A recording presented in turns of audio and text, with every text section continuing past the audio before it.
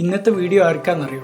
എല്ലാ ഹാർട്ട് ടെസ്റ്റുകളും ചെയ്തിട്ട് എല്ലാം നോർമലായി ഹാപ്പി ആയിട്ടിരിക്കുന്നവർക്ക് വേണ്ടിയിട്ടാണ്. സൂക്ഷിക്കണം, ഇത് പലപ്പോഴും ഒരു തെറ്റിദ്ധാരണയാണ്. ECG, ത്രെഡ്മിൽ ടെസ്റ്റ്, എക്കോ, ഈ പറഞ്ഞ ടെസ്റ്റുകളെല്ലാം നോർമൽ ആണെങ്കിൽ പോലും നമ്മുടെ ഹൃദയത്തിനകത്ത് ടൈം ബോംബ് പോലെ ഹാർട്ടിൽ ബ്ലോക്ക് ഉണ്ടായിരിക്കാം. എന്തുകൊണ്ടാണ് ഇത് സംഭവിക്കുന്നത്? എന്താണ് ഇതിനൊരു പരിഹാരം? നമുക്ക് നോക്കാം. സാധാരണഗതിയിൽ ഹാർട്ടിനായിട്ട് ചെയ്യുന്ന ടെസ്റ്റുകൾ ECG, treadmill test, echo test, ഈ ടെസ്റ്റുകളെല്ലാം നോർമൽ ആണെങ്കിൽ പോലും 75% ആളുകൾക്കും വരുന്ന കുറഞ്ഞ വർഷങ്ങൾക്കകത്ത് തന്നെ ഹാർട്ട് അറ്റാക്ക് വരെ സംഭവിക്കാം എന്നുള്ളതാണ് പഠനങ്ങൾ കാണിക്കുന്നത്. നമുക്ക് ഓരോന്നോരോന്നായിട്ട് പരിശോധിക്കാം. ഒന്നാമത്തെ കാര്യം ECG. ഹൃദയത്തിലെ ഇലക്ട്രിക്കൽ പ്രശ്നങ്ങൾ ഉള്ള സമയത്തും അതുപോലെ തന്നെ ഹാർട്ട് അറ്റാക്ക് നടന്നുകൊണ്ടിരിക്കുന്ന സമയത്തും മാത്രമേ ECG കൊണ്ട് വല്ല ഉപകാരമുള്ളൂ. അതല്ലാത്ത സമയത്തെല്ലാം ബ്ലോക്കുകൾ ഉണ്ടെങ്കിൽ പോലും ECG നോർമൽ ആയിരിക്കും. ഹൃദയത്തിലെ മാംസപേശികൾ നശിച്ചു തുടങ്ങിയാൽ മാത്രമേ ECGയിൽ എന്തെങ്കിലും കാണിക്കുകയുള്ളൂ. അതുകൊണ്ട് ECG നോർമൽ ആണെങ്കിൽ ഹാർട്ട് നോർമൽ ആണെന്ന് അർത്ഥമില്ല. രണ്ടാമത്തെ കാര്യം ത്രെഡ്മിൽ ടെസ്റ്റിനെ കുറിച്ചാണ്. ഒരു വ്യക്തിയുടെ ഹൃദയത്തിൽ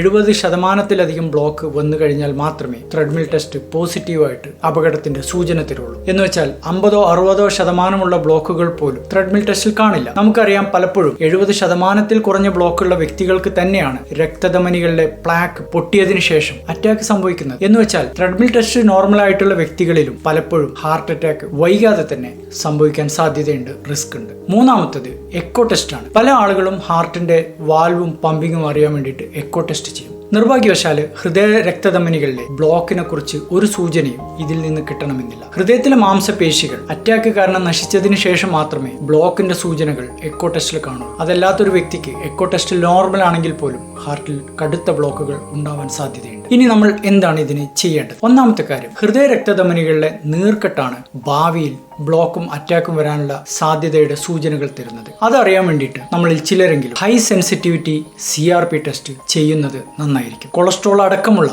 ടെസ്റ്റുകൾ നോർമൽ ആണെങ്കിൽ പോലും HSCRP ടെസ്റ്റ് കൂടുതലാണെങ്കിൽ, പ്രത്യേകിച്ച് അളവ് 3-ൽ കൂടുതലാണെങ്കിൽ തീർച്ചയായിട്ടും സൂക്ഷിക്കേണ്ടതായിട്ടുണ്ട്.